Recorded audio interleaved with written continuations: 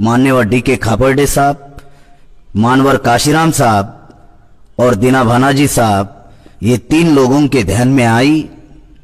दीना भानाजी राजस्थान के थे, काशीराम साहब पंजाब के थे और डी.के. खापर्डे साहब महाराष्ट्र के थे, और तीनों भी अलग अलग प्रांत के थे और एक जाति के नहीं थे, अलग अलग जाति के थे। और इन्होंने 1973 में SC ST OBC and minority को जोड़ने का अभियान शुरू किया और 1978 में बामसेप का निर्माण किया। बामसेप ये शॉर्ट फॉर्म है BAMCEF। इसका लॉन्ग फॉर्म होता है V for backward SC ST OBC, A for and, M for minority, C for community, E for employee, A for federation. The all India backward and minorities communities employees federation, यह है बामसेप। अब BAMCEF employees federation है, लेकिन employee लोगों के लिए काम नहीं करते हैं, लेकिन लाखों एम्प्लॉई बामसेप के साथ जुड़े हुए हैं। देखिए, 2 बात बताई।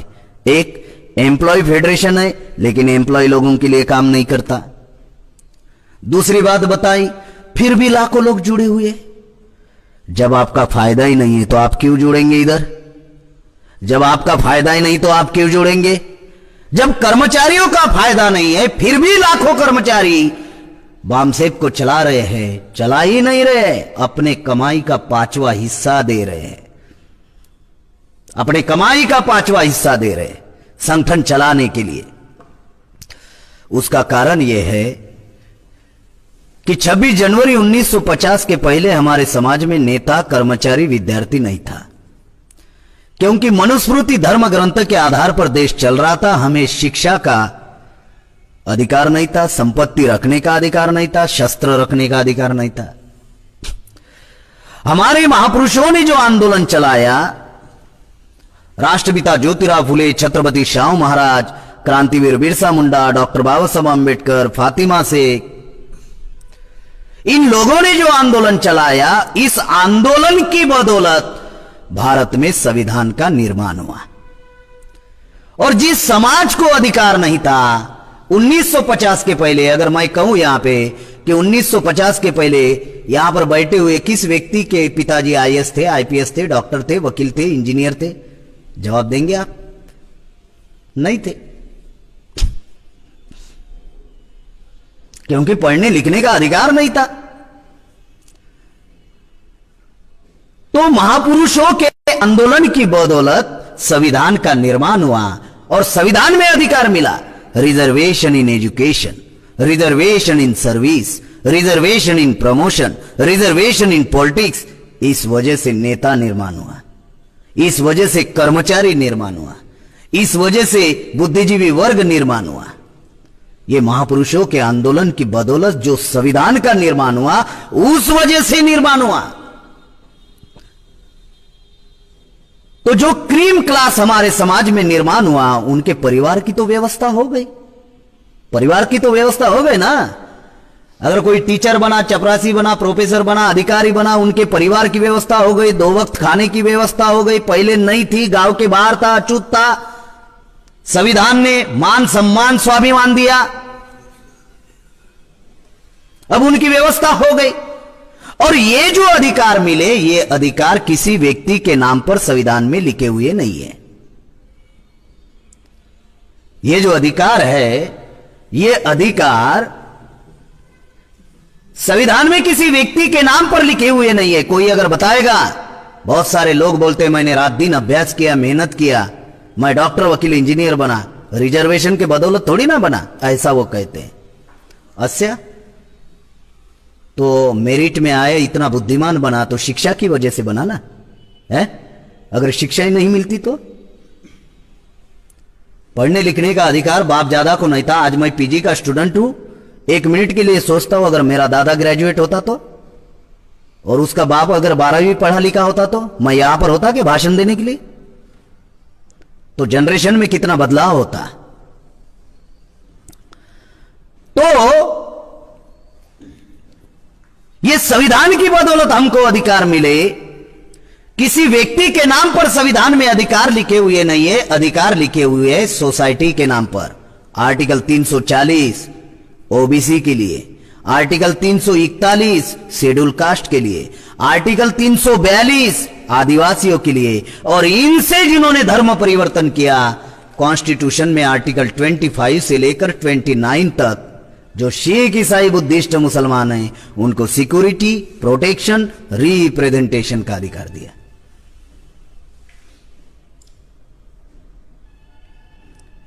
बहुत जो महत्वपूर्ण बात बता रहा हूं उसको समझना बहुत जरूरी है। बाइबल एक डिसिप्लिन है, कुरान एक डिसिप्लिन है, लेकिन देश संविधान पर चल रहा है। यह बात हम लोगों ने भूलनी नहीं चाहिए।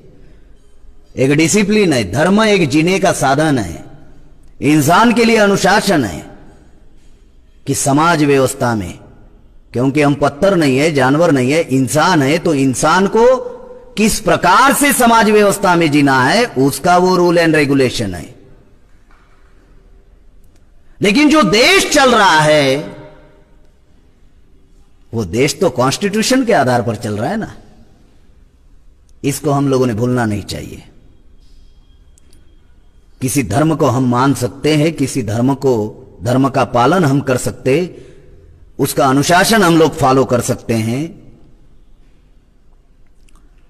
साथियों, जो बात आपको बताने का मैं प्रयास कर रहा हूं कि यह कर्मचारियों का संगठन है, लेकिन कर्मचारियों के लिए यह काम नहीं करता। लेकिन लाखों कर्मचारी जुड़े हुए हैं।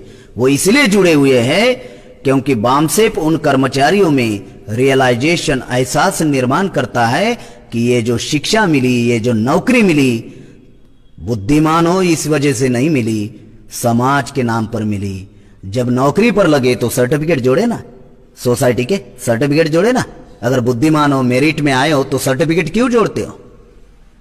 ऐसे ही लग जाओ, जोड़ना पड़ता है। तो ये सोसाइटी के नाम पर अधिकार मिले। अगर समाज के नाम पर अगर शिक्षा, नौकरी, संपत्ति, ये सब कुछ अगर मिला है तो फिर समाज को पे बैक होना चाहिए। इसलिए पे बैक टू सोसाइटी, जिनमें यह एहसास होता है कि मुझे समाज के नाम पर यह सब कुछ मिला, मुझे महापुरुषों के आंदोलन की वजह से सब कुछ मिला, जिस वजह से मेरा परिवार चल रहा है, ये जिनमें एहसास होता है वो लोग अपने कमाई का कुछ हिस्सा बामसेप में देते हैं। इसीलिए बामसेप में कर्मचारी काम करते हैं। ये उसका कारण है कि जो कुछ भी मिला महापुरुषों के आंदोलन की वजह से मिला, संविधान की वजह से मिला। उस अधिकारियों को बचाकर रखना हमारा काम है। इस वजह से वो लोग जो है बामसेप को मदद करते, सपोर्ट करते हैं, क्योंकि कर्मचारी के परिवार का बंदोबस्त हो गया। लेकिन करोड़ों लोग ऐसे हैं, करोड़ों मजलूम ऐसे हैं जो आज भी 2 वक्त के खाने के लिए परेशान हैं। भारत में 83 करोड़ लोगों की दिन की इनकम 6 से 20 रुपया है। 83 करोड़ लोग ग्राम पंचायत का चुनाव नहीं लड़ सकते, उसकी अनामत रकम नहीं भर सकते। चुनाव प्रक्रिया से बेदखल कर दिया 83 करोड़ लोगों को। तो इसलिए इस देश में ये व्यवस्था चल रही है। साथियों, बामसेप 1978 में निर्माण हुआ, तब एक ही बामसेप के पूर्णकालीन प्रचारक थे मानवर काशीराम साहब। और जब 1984 में मानवर काशीराम साहब ने बसपा बनाई, तब बामसेप सिर्फ 13 राज्य और 140 जिलों का संगठन था। 13 राज्य और 140 जिलों का संगठन था। अब बामसेप एम्प्लॉय फेडरेशन है। एम्प्लॉयियों को सिविल कंडक्ट रूल लागू है, और सिविल कंडक्ट रूल के अनुसार जो कर्मचारी होता है वो कर्मचारी किसी पॉलिटिकली पार्टी का प्रचार नहीं कर सकता। बंगाल में ये रूल बनाया टीचरों के लिए, लेकिन कॉन्स्टिट्यूशन में ऐसा कोई रूल नहीं है। कॉन्स्टिट्यूशन में सिविल कंडक्ट रूल में किसी भी पॉलिटिकली पार्टी के बैनर तले कोई कर्मचारी प्रचार नहीं कर सकता। तो इसलिए बामसेप जो है ये नॉन पॉलिटिकली है, नॉन रिलीजियस है, किसी धर्म का प्रचार नहीं करता और नॉन एजिटेशनल है, संघर्ष नहीं कर सकता। साथियों, जब काशीराम साहब ने बसपा बनाई तो बसपा पॉलिटिकली पार्टी थी, इस वजह से उनका और बामसेप का कोई संबंध नहीं था 84 के बाद में। तब मान्यवर खापर्डे साहब ने, जो बामसेप के वर्तमान के राष्ट्रीय अध्यक्ष वामन मेश्राम साहब है, जब वामन मेश्राम साहब पढ़ाई कर रहे थे, बाबा साहब आंबेडकर ने जो मिलिंद विद्यालय बनाया औरंगाबाद महाराष्ट्र में, वहां पर पढ़ाई कर रहे थे। पढ़ाई करते हुए ही बामसेप से जुड़ गए। 1978 से मेश्राम साहब जुड़े हुए थे, लेकिन 84 में वामन मेश्राम साहब नौकरी कर रहे थे बीएसएनएल में, नांदेड़ महाराष्ट्र में, नांदेड़ जिला है। तो जैसे ही काशीराम साहब ने 84 में बसपा बनाई, वैसे ही खापर्डे साहब ने वामन मेश्राम साहब के सामने प्रस्ताव रखा कि अभी आपको नौकरी छोड़नी होगी। मेश्राम साहब ने उनके प्रस्ताव को स्वीकारा और स्वीकार कर 1984 में नौकरी छोड़ी और उन्होंने अपने जीवन में कुछ निर्णय लिए। पहला निर्णय कि मैं एक दिन एक रात बेवजह एक जगह पर नहीं रुकूंगा। निरंतर चलते रहे, रेलवे में चले, बस में चले, ऑटो में चले, टोटो में चले, टू व्हीलर पर चले, साइकिल पर चले। जो सार्वजनिक शौचालय वहां पर नहाना धोना किया, धर्मशालाओं में जिंदगी बिताई, रेलवे स्टेशन पर सोए। और उन्होंने आज ये संगठन बामसेप 31 राज्य का संगठन बनाया और 550 जिलों का संगठन बनाया। आज करीबन 5000 तहसील में हमारे यूनिट्स है बामसेप के, और भारत में 55,000 ब्लॉक है। 55 से लेकर 60,000 ब्लॉक है। आज 22,000 ब्लॉक में आज बामसेप कार्यरत है, और भारत में 7,20,000 गांव है, उनमें से 2.5 लाख गांव में हमारे यूनिट है। उन्होंने जिंदगी में निर्णय लिया, कोई भी व्यक्ति जिंदगी में ऐसे ही सफल नहीं होता। वही व्यक्ति जिंदगी में सफल होता है जो किसी भी काम को अपनी जिंदगी का मकसद बनाता है। कोई व्यक्ति सफल नहीं होता ऐरा गैरा नत्तू कह रहा है। मकसद निर्धारित करना पड़ता है, ऑब्जेक्टिव गोल निर्धारित करना पड़ता है कि हमें बनना क्या है। दूसरा, उन्होंने निर्णय लिया कि हमारी समाज की जो समस्या है वो देशव्यापी समस्या है। बेरोजगारी बंगाल की समस्या नहीं, पूरे देश की है। भूखमरी बंगाल में है और बाकी के राज्य में नहीं है, ऐसा नहीं है। आरक्षण खत्म हो रहा है, सभी भारत में हो रहा है। नौकरी समाप्त हो रही है, भारत में हो रहा है। किसान परेशान है, पूरे भारत में। छात्र नौजवान परेशान है, पूरे भारत में। जाति व्यवस्था पूरे भारत में है। तो समस्या हमारी देशव्यापी है, तो आपका संगठन भी देशव्यापी होना चाहिए। उन्होंने दूसरा निर्णय लिया कि संगठन देशव्यापी होना चाहिए। आज 31 राज्य का संगठन बनाया, भारत में 36 राज्य है। दूसरा, उन्होंने निर्णय लिया कि समस्या एक जाति की नहीं है, तो जो भारत में SC ST OBC and minority में जो 6,743 जातियां बनाई, ये 6,743 जातियों की समस्या है, तो संगठन एक जाति का नहीं होना चाहिए। इसलिए 6,743 जातियों के प्रतिनिधि इस आंदोलन में होना चाहिए। अगर 6,743 जातियों के प्रतिनिधि अगर हम लोग तैयार करते हैं, तो उनमें नेतृत्व तैयार हो सकता है। वो लोग अपने जाति का, अपने समाज का नेतृत्व कर सकते हैं, समाज को सही दिशा दे सकते हैं, अगर उनको तैयार कर दिया जाए। तो इसलिए यह संगठन एक जाति का संगठन नहीं है। आज 6,743 जातियों में से 3,600 जाति के लोग हमारे साथ मिलजुल कर काम कर रहे हैं। साथियों, अगर इस बामसेप को कोई एक जाति का भी संगठन बनाने का प्रयास करेगा तो भी बनने नहीं देंगे। कोई करेगा प्रयास तो भी बनने नहीं देंगे। तीसरा, मेश्राम साहब ने निर्णय लिया, आज मेश्राम साहब की उम्र, वामन मेश्राम साहब की उम्र आज 64 साल की उम्र है, 64 ईयर्स। उन्होंने निर्णय लिया कि मेरे जीते जी बामसेफ का आंदोलन समाप्त नहीं होना चाहिए। इसलिए उन्होंने निर्णय लिया कि यह आंदोलन नेक्स्ट जनरेशन में कन्वर्ट होना चाहिए। इसलिए बामसेफ के द्वारा 85 ऑफशूट विंग बनाए। 85 ऑफशूट विंग, 85 ऑफशूट विंग। जो हमारे अभी एक साथी ने पूछा कि अगर ये कर्मचारियों का संगठन है, मैं तो कर्मचारी नहीं हूं, बांग्ला में बोल रहे थे लेकिन थोड़ा समझ रहा था, क्योंकि मैं भी तो 11 दिसंबर से बंगाल घूम रहा हूं और अभी इधर ही रहूंगा, तो मैं भी कोशिश कर रहा हूं थोड़ा समझने की, सीखने की। आपके बंगाल का अगर राज्य का प्रभारी हूं तो मुझे बांग्ला को समझना होगा, सीखना होगा, तब ना इधर माहौल खड़ा होगा। तो बामसेफ कर्मचारियों का संगठन है, तो मैं नॉन एम्प्लॉय हूं, मैं बामसेफ में कैसे काम कर सकता हूं? इसका भी समस्या का समाधान बामसेफ ने किया और आंदोलन को नेक्स्ट जनरेशन में कन्वर्ट करने के लिए हम लोगों ने 85 ऑफशूट विंग बनाई।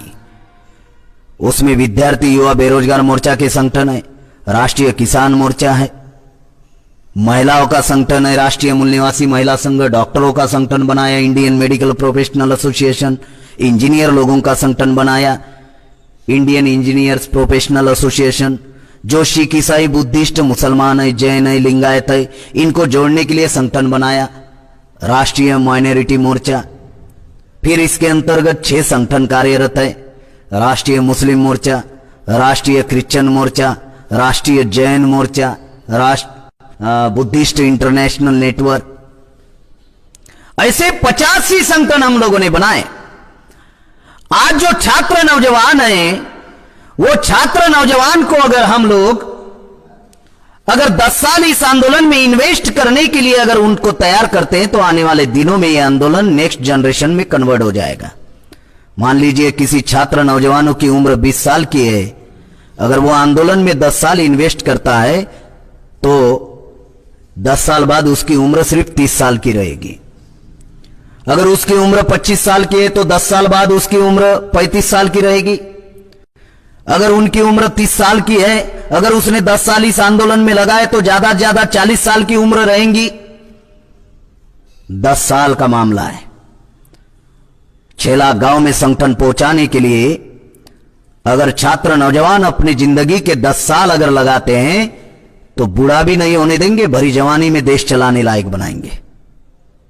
और ये हवा में नहीं बोल रहा हूं, कभी जूते चप्पल सिलाने वाले लोगों ने सोचा नहीं था सियासत पर बैठेंगे। बैठ गए ना, यूपी में 3 बार मुख्यमंत्री बने ना। आज लगे तो वो बेच दिया संगठन को, ब्राह्मणों के साथ मिलजुल कर काम कर रही, वो अलग बात है।